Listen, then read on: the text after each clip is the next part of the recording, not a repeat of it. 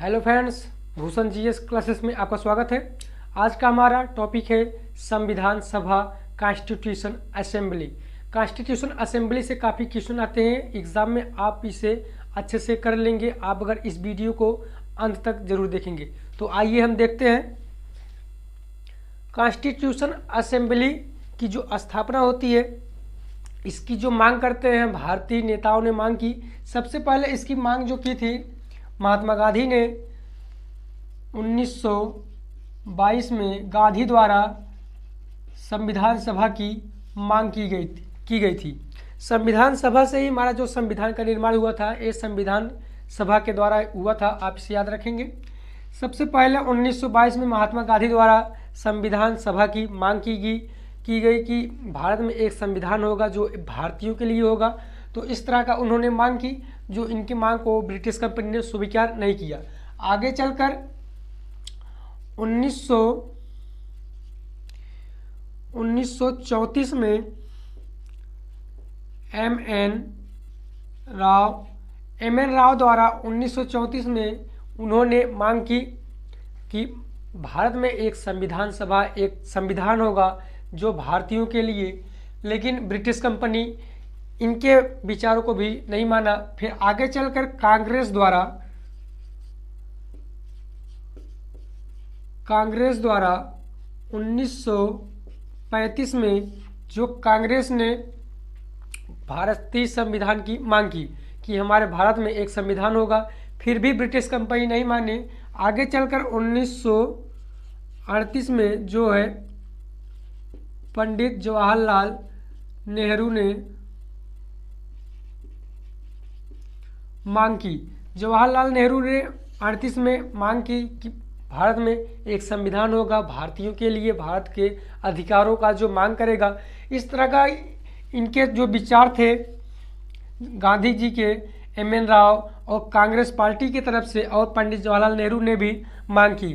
तो इस तरह की जो इन्होंने संविधान की मांग की, ब्रिटिश कंपनी इनके संविधान सभा की मांग को लेकर नहीं माना। आगे चलकर जब द्वितीय विश्व युद्ध होता है, द्वितीय विश्व युद्ध का जो दौर चलता है वो 1939 से लेकर 45 का दौर होता है। इस समय जो द्वितीय विश्व युद्ध का दौर चलता है, तभी जो है ब्रिटिश कंपनी वो मान लेती है कि ठीक है भारत में एक संविधान सभा होगा, एक संविधान होगा, क्योंकि उनको जो है द्वितीय विश्व युद्ध में उन्हें सेना की आवश्यकता थी कि हमें भारतीयों से कुछ मदद मिल जाए। इस तरह की उन्होंने मांग रखी। ठीक है, हम आपके मांग को स्वीकार करते हैं। और इस युद्ध के दौरान आप याद रखेंगे कि 1940 में एक अगस्त प्रस्ताव पारित किया गया ब्रिटेन कंपनी के द्वारा। ब्रिटिशर्स ने एक प्रस्ताव पारित की जिसे अगस्त प्रस्ताव रखा गया, जो 1940 में यह भारत आता है और आने के बाद भारत में यह संविधान की जो है निर्माण के लिए कुछ बातें करता है। और इसमें जो बात होती है सन 1940 में, इसमें क्या बात हुई कि ब्रिटिशर्स ने बोले कि इसमें जो है मुख्यतः भारतीय होंगे। और इस अगस्त प्रस्ताव का जो है भारतीयों ने विद्रोह किया। और इस विद्रोह के बाद भारतीयों ने कहा कि भारत में जो संविधान बनेगा, इस संविधान में जो है भारतीय रहेंगे, इसमें मुख्यतः ना रहकर जो है इस संविधान का निर्माण भारतीय मिलकर करेंगे। तो इस तरह से जो 40 में आया था अगस्त प्रस्ताव, वह वापस चला जाता है। और वापस जाने के बाद जो पुनः आता है 1942 में क्रिप्स प्रस्ताव भारत आता है। और यह जो है सर स्टेफर्ड क्रिप्स के अध्यक्षता में यह भारत आता है। और जब यह भारत आने के बाद यह भारत में संविधान सभा की जो है बैठक में यह बात करते हैं कि संविधान का निर्माण जो होगा वह द्वितीय विश्व युद्ध के बाद जो है, इन्होंने कहा कि द्वितीय विश्व युद्ध के समाप्ति के बाद भारत में एक संविधान का निर्माण होगा। तो इस पर जो है भारतीय नेताओं ने फिर से विद्रोह किया कि या जो है द्वितीय विश्व युद्ध के बाद ही क्यों, या पहले क्यों नहीं हो सकता, इस तरह की इन्होंने बात की। तो उन्हीं के दौरान महात्मा गांधी ने जो भारत छोड़ो आंदोलन लागू किए थे 42 में, वह क्रिप्स प्रस्ताव आने के बाद उन्होंने जो है भारत छोड़ो आंदोलन को भारत में लाया। आगे चलकर जब क्रिप्स प्रस्ताव वापस जाता है, जो सर स्टेफर्ड क्रिप्स थे वह वापस जाते हैं ब्रिटेन। उनके जाने के बाद फिर आते हैं कैबिनेट मिशन की तरफ। कैबिनेट मिशन को जानने से पहले ब्रिटेन की साइड देखते हैं हम। ब्रिटिश में इस समय जो थे चर्चिल वहाँ के प्रधानमंत्री थे, उनका जो है वहाँ से इलेक्शन होता है और उस इलेक्शन में वो हार जाते हैं और वहाँ पर सरकार बनती है एटली की। एटली की सरकार जो है ब्रिटेन में बनती है और उनके प्रधानमंत्री बनने के बाद उन्होंने कहा कि भारत को हम आज़ाद 48 तक करा देंगे और उन्होंने भेजा कैबिनेट मिशन भारत में, और ये मिशन आता है भारत में भारत को आज़ाद कराने के लिए। इसकी जो अध्यक्षता करते हैं वो सर पैथिक लॉरेंस इसकी अध्यक्षता करते हैं, और जो थे सर अलेक्जेंडर जो अध्यक्षता करते हैं, सर पैथिक लॉरेंस अध्यक्ष हो गए, और दो थे इसमें कार्यकाल जो कार्य कर रहे थे वो थे सर अलेक्जेंडर और स्टेफर्ड क्रिप्स। ये जो दो लोग थे वो कार्य कर रहे होते हैं और अध्यक्ष थे सर पैथिक लॉरेंस। और आते हैं एटली जो थे वहाँ के नए प्रधानमंत्री नियुक्त होने के बाद उन्होंने इनको भेजा भारत को आज़ाद कराने के लिए। अब ये लोग जब भारत आते हैं और आने के बाद भारत में जब पूरी स्थिति को समझते हैं, यहाँ की स्थिति समझने के बाद यहाँ पर जब वो आंकड़े निकालते हैं तो उनका आंकड़ा निकलता है उस समय इनका आंकड़ा बनता है 40 करोड़। 40 करोड़ जो थी पूरे भारत की आबादी इन्होंने निकाली। 40 करोड़ संपूर्ण भारत की इन्होंने आबादी निकाली कि भारत में जो इसमें जनसंख्या है वह 40 करोड़ के आसपास है। और इसी के लेकर उन्होंने प्रत्येक व्यक्तियों पर जो है एक व्यक्ति 10 लाख व्यक्तियों के ऊपर मनोनीत किया जाएगा। 10 लाख व्यक्तियों को जो है एक व्यक्ति माना जाएगा। इस तरह का उन्होंने बात रखा। तो इसको जो डिवाइड किया उन्होंने लोग ने तो आया 389 टोटल सीट जो है उस समय आया सामने की टोटल जो सीट बनेगी वह 389 के आसपास सीट बनेगी। तो 389 सीट उसमें सामने लाया गया 389 सीट। और 389 सीट में जो थे वह 294 क्या था, 294 था ब्रिटिश भारत की तरफ से जो सीट निकल कर आई थी वो थी 294, और 4 जो थी वो थी जो चीफ कमिश्नरी प्रांत की तरफ से थी, और जो 93 थे 93 वो था देसी रियासत की तरफ से। देसी रियासत की तरफ से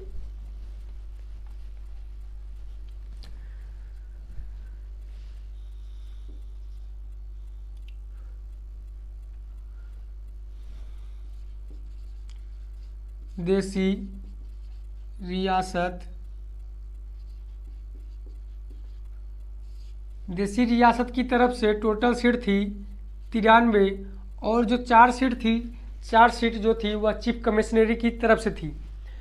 चीफ कमिश्नरी तरफ की 4 सीट, और जो 294 सीट आई थी सामने 294 थी जहां पर ब्रिटिश कंपनी अपना डायरेक्टली शासन कर रही होती है, वहां से सीट उभर कर आई थी 294, और 93 सीट थी जो राजाओं को गुलाम करके जो ब्रिटिश कंपनी उन पर राजा के ऊपर अधिकार कर रही थी, और राजा जो थे वो जनता के ऊपर अधिकार कर रहे थे। तो वहाँ से जो सीट निकली थी वो थी 93 सीट। आप इसे अच्छे से याद रखेंगे कि देसी रियासत से कितने आए 93, और जो थी ब्रिटिश भारत की तरफ से 294, और 4 जो थी वह चीफ कमिश्नर की तरफ से 4 सीट आई थी। ये चीफ कमिश्नर सीट जो थी वह भारत में, जैसे वर्तमान समय में जो है भारत में संयुक्त राष्ट्र प्रांत बोला जाता है, उसी तरह से पहले भी था, उसी तरह से पहले भी इस तरह का आंकड़ा निकाला गया जिसकी संख्या 4 थी। ये 4 कौन कौन थी, तो एक था हमारा दिल्ली, वर्तमान में दिल्ली, और दूसरा कुर्ग जो कर्नाटक में पड़ता है।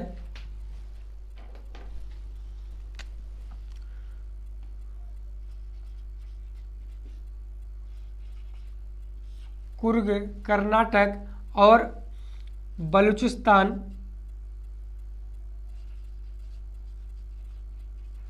बलूचिस्तान जो पाकिस्तान में है वर्तमान समय में, और एक था अजमेर, अजमेर मेरवाड़ा,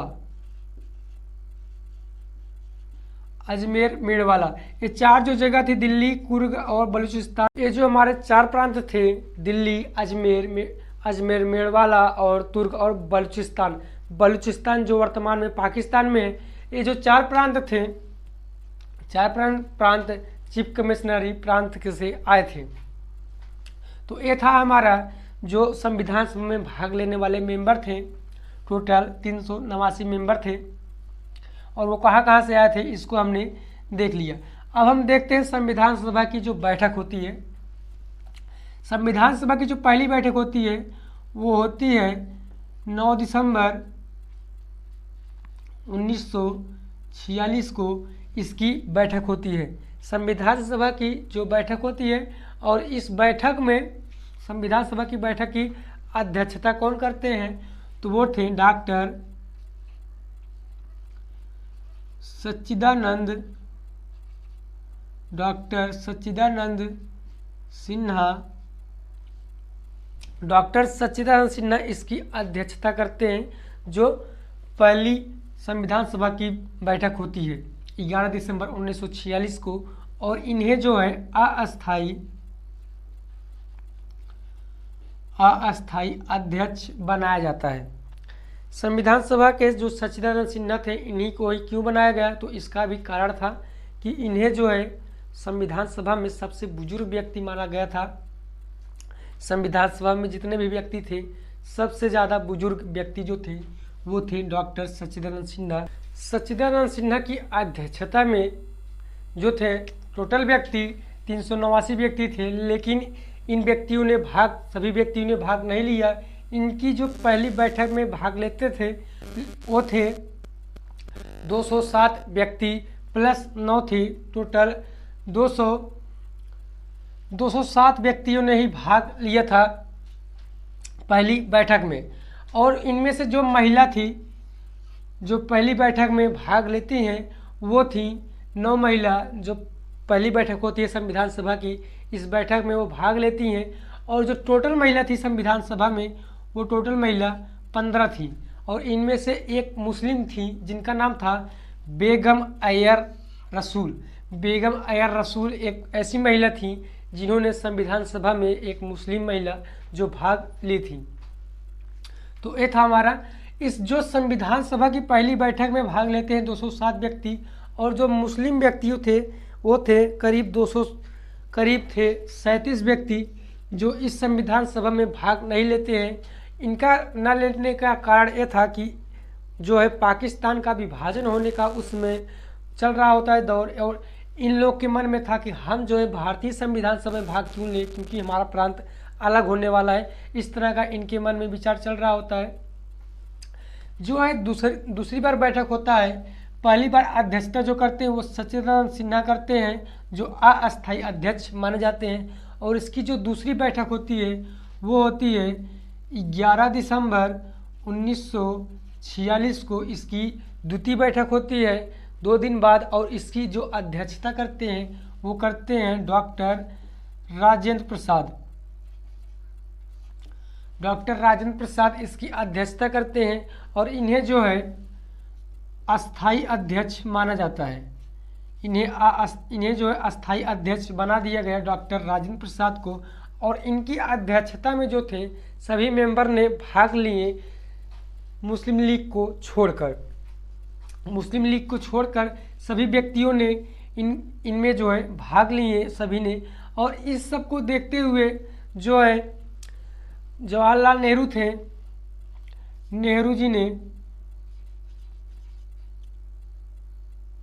जवाहरलाल नेहरू ने एक उद्देश्य प्रस्ताव पारित किया। एक उद्देश्य प्रस्ताव जो है नेहरू पारित करते हैं कि हम इस उद्देश्य प्रस्ताव का होने का क्या कारण है कि भारत का जो संविधान सभा है, संविधान सभा किन किन कार्यों पर काम करेगा, इस तरह का उन्होंने बात चलाई कि हम एक उद्देश्य प्रस्ताव पारित करते हैं और इस उद्देश्य प्रस्ताव के चलते भारत का जो संविधान बनेगा वो किन किन कार्यों पर काम करेगा, इस तरह का उन्होंने बात की। लेकिन डॉक्टर अंबेडकर और एम आर जयकर ने इनका जो है प्रस्ताव को पारित नहीं होने दिया, क्योंकि इनका मानना था कि मुस्लिम लीग जब तक संविधान सभा में भाग नहीं ले लेते तब तक उद्देश्य प्रस्ताव नहीं रखा जाएगा, नहीं माना जाएगा। तो इस तरह से जो उद्देश्य प्रस्ताव 13 दिसंबर 1946 को जवाहरलाल नेहरू द्वारा पारित किया जा रहा था वह पारित नहीं हो सका। तो जो एक उद्देश्य प्रस्ताव था इसको जो है माना जाता है 22 जनवरी 1947 को यह जो है वापस मान लिया जाता है। इसमें जो थे मुस्लिम लीग वह भाग ले लेते हैं। जो 22 जनवरी 1947 को उद्देश्य प्रस्ताव नेहरू द्वारा जो प्रस्तुत किया जा रहा था उसे मान लिया जाता है 22 जनवरी 1947 को। तो ये था हमारा संविधान सभा के बैठक के क्रम में। आगे देखते हैं हम जो थे बी.एन. राव जो थे वह प्रारूप समिति के जो थे एक सलाहकार अध्यक्ष के रूप में माना जाता है अंबेडकर को, और जो इसके सलाहकार थे बी.एन. राव। संविधान सभा के जो गठित माने जाते हैं प्रारूप तैयार करने वाले, उन्हें संविधान सभा का जो प्रारूप समिति का प्रारूप तैयार किए थे वो थे बी.एन. राव। थोड़ा हम देखते हैं डॉक्टर अंबेडकर के बारे में, जो इनका बहुत बड़ा इनकी जो है संविधान को बनाने में बहुत बड़ी भूमिका रही। इनके हम जीवन काल को देखते हैं कि इन्होंने किस तरह से चल करके जो है संविधान सभा में भाग लिए और प्रारूप समिति के अध्यक्ष बने। तो देखते हैं हम डॉक्टर अंबेडकर, उसमें जो थे इलेक्शन चल रहा होता है, जो 294 मेंबर थे वो व्यक्ति जो थे निर्वाचित व्यक्ति थे। 204 व्यक्ति प्लस 294 प्लस 4 व्यक्ति वो निर्वाचित व्यक्ति थे, और जो 93 व्यक्ति थे वो मनोनीत व्यक्ति थे। जो 294 प्लस 4 298 व्यक्ति थे वो ब्रिटिश भारत की तरफ से जो इलेक्शन के तौर पे जो लाए गए थे, और जो 93 थे जो राजा देसी रियासत के जो राजा थे उन्होंने अपने तरफ से जो 93 मेंबर को संविधान सभा में भाग लेने के लिए भेजा था। और इस तरह से जो 93 व्यक्ति हैं इनको आप जो है मनोनीत कह सकते हैं, और जो 298 हैं इन्हें निर्वाचित मान सकते हैं।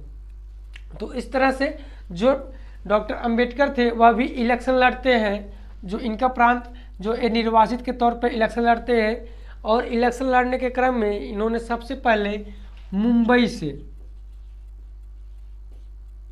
से इन्होंने इलेक्शन लड़ा और हार जाते हैं। मुंबई से इलेक्शन लड़ने के बाद इनको जो है ये हार जाते हैं, और हारने के बाद इनको जो है फिर से मुस्लिम लीग की सहायता से बंगाल से लड़ाया जाता है। मुस्लिम लीग जो है इनकी सहायता करती है और इनसे जो इनको इलेक्शन फिर से लड़वाते हैं बंगाल से, और इसमें जो है वह बंगाल से जीत जाते हैं। बंगाल के प्रांत से अंबेडकर जीत जाते हैं, और जीतने के बाद जो उस समय दौर चल रहा होता है, पाकिस्तान के विभाजन का क्रम सामने दिख रहा होता है। तो उसमें जो बंगाल का प्रांत था जहाँ से इन्होंने जीत प्राप्त की थी, जिससे जयसूर कुलान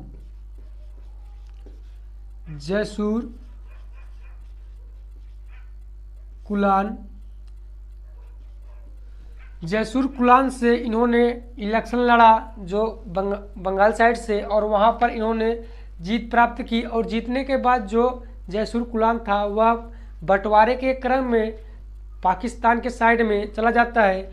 जो हमारा पूर्वी प्रेजेंट में जो बांग्लादेश के साइड है वह चला जाता है पाकिस्तान के साइड में, और इस तरह से जो अंबेडकर थे वह चले जाते हैं पाकिस्तान के साइड में।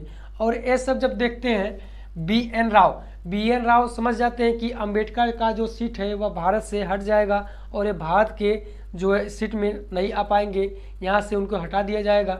और इस तरह से बी एन राव ने डॉक्टर राजेंद्र प्रसाद से उनसे आग्रह की कि आप जो है डॉक्टर अंबेडकर को किसी भी तरह से संविधान सभा में सीट दिलाइए। उन्होंने डॉक्टर राजेंद्र प्रसाद ने जो है बीजी खैर जो थे वो थे मुंबई के उस समय तत्कालिक प्रधानमंत्री जो थे वो बीजी खैर उसमें हुआ करते थे अपने एरिया का। उनको जो है एक लेटर लिखते हैं कि आप जो है किसी भी तरह से मुंबई में एक सीट खाली करवाइए और वहाँ पर जो है डॉक्टर अंबेडकर को चुनिए। तो इस तरह से राजेंद्र प्रसाद के कहने पर बीजी खैर ने तुरंत एम आर जयकर जो थे वह चुनाव जीते थे मुंबई से, उन्हें जो है बोलते हैं बीजी खैर कि आप जो है अपने पद से इस्तीफा दीजिए और आपके इस्तीफा देने के बाद डॉक्टर अंबेडकर आपके सीट पर जगह लेंगे। और इस तरह से जो है बीजी खैर इस्तीफा देते हैं और इनके इस्तीफा देने के बाद डॉक्टर अंबेडकर वहाँ पर चले जाते हैं और उनकी सीट पर अपना कार्य कर लगती है। तो इस तरह से डॉक्टर अंबेडकर जो थे वह किस तरह से आकर के संविधान सभा में पहुँचते हैं, तो इसको हमने देखा। इसके बाद आगे आते हैं हमारे प्रारूप तैयार करने के क्रम में।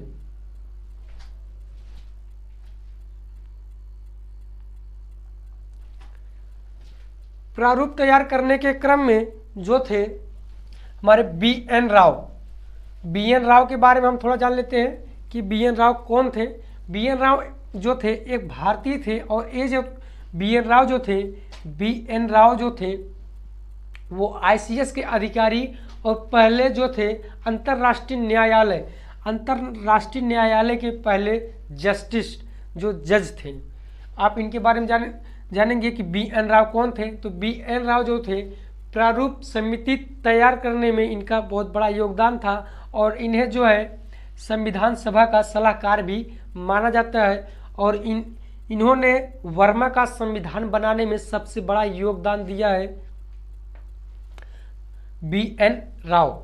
तो ये थे हमारे बी एन राव ने एक प्रारूप समिति तैयार की और इस समिति को उन्होंने लाया 29 अगस्त 1947 को।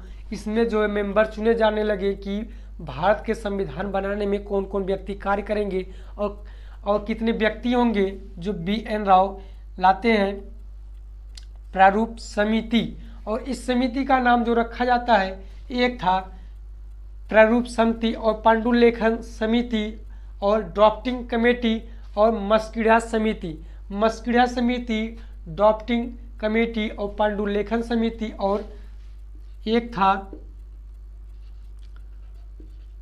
प्रारूप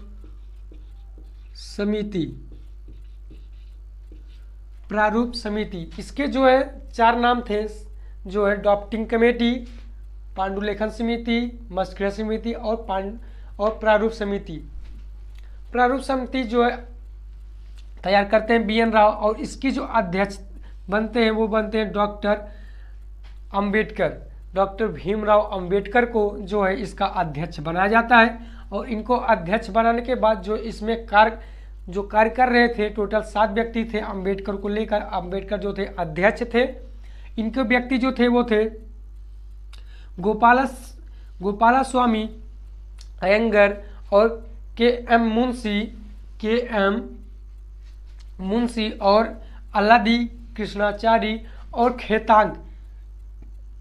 खेतांग को चुना जाता है। लेकिन खेतांग की मृत्यु के बाद आते हैं टीटी कृष्णाचारी आते हैं खेतांग की मृत्यु के बाद। और एक मेंबर थे माधवराव इनमें से और एक थे मोहम्मद सादुल्ला एक ऐसे व्यक्ति थे जो एक मुस्लिम थे जो इस संविधान के निर्माण में भाग लिए थे।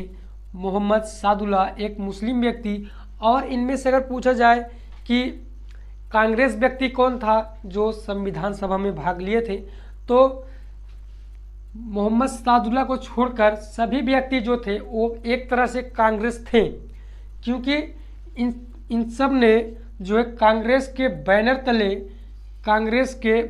तले जो है जीते थे।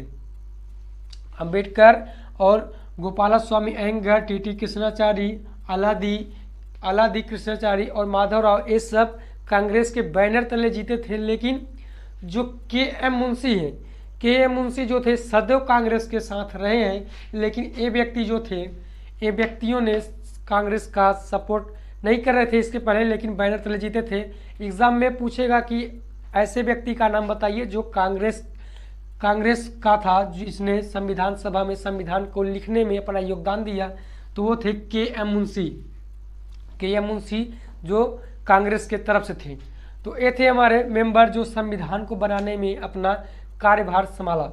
आगे आते हैं तो इसमें जो अधिवेशन हुआ था, टोटल अधिवेशन 11+1 इसमें अधिवेशन होता है। 11+1 टोटल 12। 11 अधिवेशन 11 पहले होता है, और जो 24 जनवरी 1950 को लास्ट बैठक इसमें होती है, वो उसको एक माना जाता है। एग्जाम में पूछेगा तो टोटल 12। और वैसे आपसे पूछेगा कि संविधान सभा में टोटल कितने अधिवेशन हुए थे, तो टोटल हुए थे 12 अधिवेशन। संविधान सभा में टोटल 12 अधिवेशन। 11+1 एक क्यों लिखे हैं? एक जो है हमारा लास्ट अधिवेशन जो हुआ था 24 जनवरी 1950 को, एक हमारा वो हो गया, प्लस 11 जो थे वो अन्य हुए थे। और जो हमारा इसमें बहस हुआ था जो संविधान सभा को बनाने को लेकर, ये था हमारा 144 दिन इसमें बहस हुई थी। और इसमें जो से हस्ताक्षर किए थे संविधान सभा के बनाने के क्रम में, संविधान जो है वह बनकर तैयार हो जाता है हमारा 24 नवंबर 1949 को संविधान बनकर तैयार हो जाता है। संविधान बनने का दिन आप जानते होंगे 11 महीना 2 साल 11 माह 28 दिन, 2 साल 11 माह 28 दिन में, 2 साल 11 माह 18 दिन में जो है हमारा संविधान बनकर तैयार हो गया था। संविधान बनकर तैयार हो जाता है 24 नवंबर 1949 को संविधान बनकर तैयार हो जाता है, लेकिन इसे लागू किया जाता है 26 नवंबर 1949 को। इसे आंशिक रूप से लागू किया जाता है। इसे आंशिक रूप से ही लागू क्यों किया जाता है? इसका तात्पर्य क्या है कि हमारा जो लाहौर अधिवेशन है सन 1929 में लाहौर अधिवेशन किया गया था, उसी के दौरान जो है दिसंबर 1949 में लाहौर अधिवेशन होता है, और वहाँ पर महात्मा गांधी समेत कई नेताओं ने मिलकर के रावी तट पर 12 बजे रात के तहत उन्होंने वहाँ पर भारत का झंडा गाड़ा था, और ब्रिटिश कंपनी ने उसे उखड़वा कर फेंक दिया। और उसी के दौरान उन्होंने प्रण ले लिया कि हम जो हैं अपना जो स्वतंत्रता दिवस मनाएंगे वो मनाएंगे 26 जनवरी को मनाएंगे। और इनका जो है प्रण लेने के बाद उन्होंने प्रण लिया कि हम इसी दिन मनाएंगे। लेकिन जब संविधान बनकर तैयार हो जाता है 24 नवंबर 1949 को, तो उन्होंने 26 नवंबर को कुछ ऐसे अनुच्छेद हैं जिनको उन्होंने लागू कर दिया जो भारत के लिए काफ़ी महत्वपूर्ण थे। तो वो थे हमारे टोटल 15+1 अनुच्छेद लागू हुए थे। 15+1 ही क्यों? 15 जो अनुच्छेद लागू होते हैं, लेकिन किसके तहत लागू होते हैं? वो होते हैं 394। जब आप पढ़ेंगे आर्टिकल 394, इसी के तहत जो है जो एक हमारा है ये 394 है, इसी के तहत जो है 15 अनुच्छेद लागू हुए थे। तो 15 मिलाकर 16 अनुच्छेद जो है लागू होता है 26 नवंबर 1949 को। और हमारा जो संविधान बनकर तैयार हो गया, और इस संविधान में जो टोटल पैसा खर्च हुआ था करीब 66 लाख के आसपास खर्च हुए थे। और इसमें जो हस्ताक्षर किए थे टोटल मेंबर किए थे 284 व्यक्तियों ने संविधान पर अपना हस्ताक्षर किया था। जो पहले हस्ताक्षर किए थे, एग्जाम में पूछता है कि संविधान सभा पर सबसे पहले हस्ताक्षर किसने किया और सबसे लास्ट में किसने किया, तो आप इसे याद रखेंगे। सबसे पहले जो किए थे वो नेहरू साहब किए थे। जवाहरलाल नेहरू ने संविधान पर पहला हस्ताक्षर किए, जो हमारे प्रथम प्राइम मिनिस्टर बने। और जो लास्ट हस्ताक्षर किए थे वो डॉक्टर राजेंद्र प्रसाद, जो हमारे पहले जो है राष्ट्रपति बने, उन्होंने सबसे लास्ट में और सबसे पहले जवाहरलाल नेहरू ने किया। तो ये था हमारा जो है संविधान से। और अब आते हैं हम डॉक्टर अंबेडकर द्वारा लिखी गई 2 चर्चित पुस्तक। एक तो हमारा है हिंदू धर्म की पहेलियाँ, जो एग्जाम में कई बार पूछी गई कि हिंदू की पहेलियाँ जो पुस्तक है ये किसने लिखा, तो ये लिखे हैं हमारे डॉक्टर भीमराव अंबेडकर जी ने। और जो पाकिस्तान पर विचार जो है द थॉस्ट ऑफ पाकिस्तान, ये लिखे हैं सन 1940 में। यह बुक लिखे हैं 1940 में, द पाकिस्तान, जो पाकिस्तान का विचार है, पाकिस्तान की जो आगे चलकर विचार क्या होगा, इस तरह उसकी सोच क्या होगी, जो अंबेडकर थे वो 1940 में लिख दिए थे कि पाकिस्तान जो है भारत से अलग होके ही रहेगा। और आगे चलकर 47 में यह देखा भी गया और 40 में यह पुस्तक लिखे थे। तो आप इनके जो है इस विचार के हिसाब से समझ सकते हैं कि यह 40 में लिखी गई बुक आकर के 7 साल बाद यह सच हो रहा है। तो हम व्यक्ति जो है कितना माइंडेड होगा, कितना केयरफुल होगा कि वह व्यक्ति जो है 7 साल पहले ही बता दे रहे हैं कि जो है पुस्तक ये लिखने के बाद आगे चलकर क्या होने वाला है। ये था हमारा कुछ अंबेडकर के विचार को लेकर और संविधान सभा को लेकर। अब हम देखते हैं कि जो हमारा संविधान है और जो संसद है वह किस तरह से कार्य कर रहे हैं, कि जो उस समय थे संसद और संविधान सभा, क्या जो हमारा संविधान सभा है वह संसद के रूप में कार्य कर रहा था कि नहीं। उसमें ऐसा तो था नहीं कि संसद नहीं थी, संसद का सत्र नहीं बुलाया जा रहा होता है, लेकिन था क्या कि जो हमारा फर्स्ट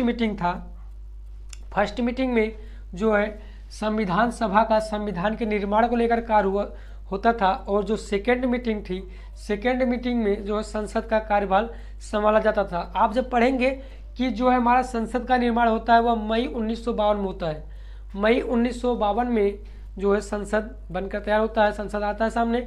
लेकिन इसके पहले जब आप पढ़ेंगे 1951 में ही प्रथम संशोधन कर दिया जाता है। जो प्रथम संशोधन होता है वह किसके तहत होता है, वह जो होता है संविधान सभा के तहत, जो उसमें असेंबली जो उसमें बनाया गया था संसद, उसी के तहत यह संशोधन हुआ था। तो एग्जाम में एक क्वेश्चन बनेगा तो आप उसमें कंफ्यूज नहीं होंगे कि हमारा जो है संसद तो बन रहा है मई 1952 में, लेकिन संशोधन पहले कैसे हो गया। यह जो होता है वह संविधान सभा के तहत जो सेटिंग मीटिंग में काम कर रहे थे संसद, उसके तहत होता है। तो ये था हमारा आज का संविधान सभा से जितने भी क्वेश्चन बनेंगे हमने उसको डिस्कस कर लिया है। आशा करते हैं आपको जो संविधान सभा से आने वाले क्वेश्चन अच्छे से समझ आ गए होंगे, आप उसको कर ले जाएंगे। और आप इस वीडियो को कम से कम 2 से 3 बार देखिए ताकि संविधान सभा से कुछ ऐसा कोई क्वेश्चन ना हो जो आपसे बच पाए। तो आशा करते हैं आपको यह वीडियो अच्छे से समझ में आ गया होगा। तो मिलते हैं अगले वीडियो में, तब तक के लिए धन्यवाद।